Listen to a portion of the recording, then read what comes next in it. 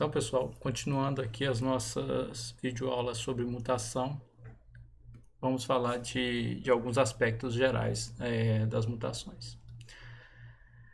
Então, as mutações são importantes porque elas são a origem, né, de novos alelos, tá? Então, as mutações, elas proporcionam o aparecimento de novas formas de um gene. Essas novas formas de um gene a gente chama de alelos, né? É uma forma alternativa do gene, seria um alelo. E com isso ela é responsável pela variabilidade genética, né? Essa variabilidade genética é importante, então, para os processos evolutivos e para o processo de melhoramento genético de plantas, animais e micro-organismos, tá? Existe uma formulazinha que é assim, número de genótipos possíveis na população ele é igual a, que multiplica a mais 1 sobre 2, e isso aqui é elevado a g, tá? O G aqui é o número de genes que controla a característica. O A é o número de alelos por gene. Então, quando a gente aumenta o número de genes que controla a característica e aumenta o número de alelos por gene que controla essa característica, o que acontece? O número de genótipos possíveis na população aumenta muito. Consequentemente, o número de fenótipos aumenta muito, tá? Essa variabilidade fenotípica, né, que tem base genética, então ele é subsídio tanto para o processo evolutivo, ou seja, para a seleção natural e outros mecanismos, e também para o melhoramento genético de plantas e animais. Então aqui entraria a seleção natural e aqui entraria a seleção artificial, tá? Como exemplo de variabilidade, aqui o que está mostrando é variabilidade fenotípica, né? Aqui nós temos populações silvestres, onde poderiam estar sujeitas à seleção natural, tá? E nós temos aqui exemplo de espécies de interesse econômico que a gente usa na nossa alimentação, né? Que aí então poderiam estar sujeitas à seleção artificial. Pimentões, cajus, tomates, né? Então aqui ilustra a variabilidade de cor de cobras, né?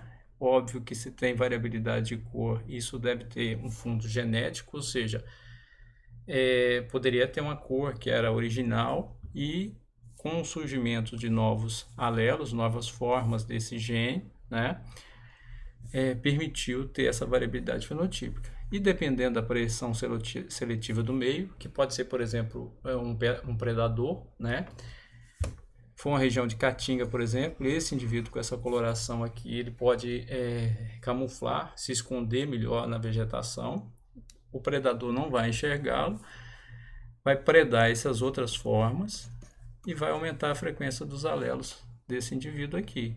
Esses indivíduos podem sobreviver mais, deixar mais descendentes, consequentemente, nas próximas gerações, a frequência desse alelo que confere essa coloração aumenta. Isso é o que a gente chama de seleção natural. Na seleção artificial, dependendo do gosto do consumidor, né, da preferência por cores, sabores diferenciados, tendo variabilidade para aquela espécie, o melhorista pode vir aqui e escolher, né, aquela forma, aquele formato, se o indivíduo, se aquela planta produz mais, se aquele animal produz mais carne, mais leite, né, escolher esses indivíduos e produzir linhagens, materiais genéticos mais reprodutivos que atendam a população humana, tá? Então isso aqui é o que a gente chama de seleção artificial. Então a gente tem que lembrar que a base da variabilidade para o processo seletivo natural e o processo seletivo artificial vem das mutações. Óbvio que tanto a reprodução sexuada quanto o crossover pode rearranjar, pode amplificar essa variabilidade, mas o processo básico que cria a variabilidade, né, da origem de novos alelos, são os processos de mutação. Só ilustrando aqui a variabilidade em outras espécies, milho, feijão, maracujá, girassol, cebolas, né, tomates, aqui em abóbora, aqui é jiló, se não me engano, né? Então, todas essas plantas e também animais, existindo variabilidade, você pode selecionar. E a fonte dessa variabilidade, então, são os processos de mutação, tá? As mutações, então, podem se reverter, né? Então, um alelo azão, ele pode mutar para um alelo azinho com a taxa U. A gente chama isso aqui de mutação. Esse alelo azinho pode voltar para o alelo azão com uma taxa de mutação, por exemplo, V. A gente chama isso aqui de retromutação, tá? Então, a mutação nos dois sentidos não ocorre com a mesma taxa. A mutação, geralmente, ela ocorre com a taxa maior do que a retromutação. Então, vamos tentar exemplificar isso aqui. Vamos imaginar que a gente tem um segmento de DNA aqui, vamos chamar esse aqui de alelo azão. Uma sequência aleatória, eu vou botar aqui adenina, timina, guanina, timina, adenina, citosina, guanina, timina, tá? Vamos botar essa sequência aqui agora com a mutação e vamos chamar isso aqui de alelo azinho, tá? Então a adenina tá lá, timina. Vamos pegar essa guanina aqui. Então vamos trocar ela por uma timina.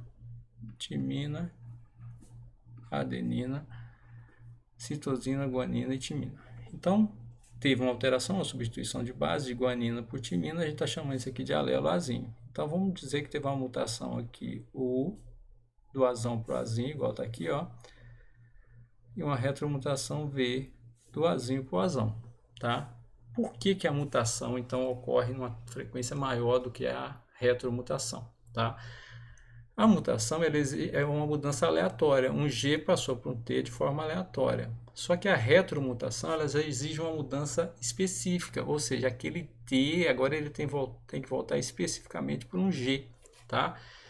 Então, enquanto a mutação é uma mudança aleatória, a retromutação tem que ser uma mudança específica. Então, por isso que aqui, ó, tem sido verificado que a taxa de mutação U é aproximadamente 10 vezes superior à taxa de retromutação V.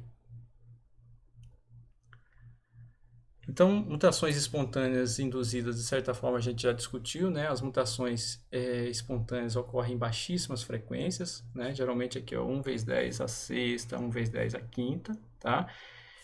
Então, elas não têm agentes mutagênicos conhecidos provocando, essas são mutações naturais. Só que as mutações induzidas, a gente falou em uma videoaula anterior, né, elas ocorrem em frequências muito maiores, então por ação de agentes físicos e agentes químicos, né? E esses agentes são capazes de aumentar em muito as taxas de mutação. A gente viu isso, deixa eu ver aqui. Por exemplo, nesses slides, né, que a gente viu aqui, sem agentes mutagênicos capazes de provocá-las, as mutações ocorrem em baixíssimas frequências. Quando se tem todos esses agentes mutagênicos aqui, físicos e químicos, expondo as células por um determinado período, as taxas de mutação então aumentaram grandemente, né? Então fica claro que as mutações induzidas, espontâneas, desculpe, ocorrem em baixíssimas frequências, já as mutações induzidas ocorrem em frequências muito maiores, porque esses agentes são potentes agentes causadores de mutação. Os mecanismos de reparo não conseguem atuar e minimizar esses efeitos dessas mutações, tá? As mutações podem ser recorrentes, quer dizer que elas se repetem no tempo e no espaço, e isso permite, né, estimar taxas de mutações e deduzir o efeito dessas mutações, né? Então vamos pegar aqui, como se a gente tivesse uma população que todo mundo fosse com esse genótipo azão, uma geração inicial. Na geração seguinte, geração 1, apareceu aqui um indivíduo com a mutação. Então, dessa geração para essa aqui, a gente pode dizer que um alelo azão virou um alelo azinho. E não ocorreu mais mutação, ela não foi recorrente, né? O que pode acontecer na geração seguinte? Esse alelo pode nem passar, né? Esse indivíduo pode não reproduzir. Se ele reproduzir, ele ainda tem 50% de passar esse alelo, 50% de passar esse alelo aqui, tá? Então, essas mutações que não são recorrentes não são muito importantes. Não são importantes para alterar as frequências alélicas das populações e também não são importantes nem para ser utilizados como marcadores. Por exemplo, o SNP é uma mutação de base, mas ele só vai ser utilizado como SNP, essa mutação, se ela ocorrer numa frequência, por exemplo, acima de 1% na população. E ela só vai ocorrer nessa frequência se ela for, por exemplo, uma mutação recorrente, tá? As mutações podem ser hereditárias, se elas ocorrerem em estruturas gaméticas, né? Ou qualquer órgão que venha para contribuir para formar a geração seguinte. Então, se elas ocorrem em células gaméticas, elas podem ser hereditárias, né? Elas vão estar nas células gaméticas e vão, quando ocorrer a fusão dos gametas e o desenvolvimento desses indivíduos, essas mutações vão estar presentes. Em espécies que sofrem propagação vegetativa também, né? Então, esses indivíduos, tecidos que vão ser utilizados na propagação vegetativa, pode fazer links entre gerações. Isso também alguns autores, não todos, consideram isso que isso é uma mutação hereditária.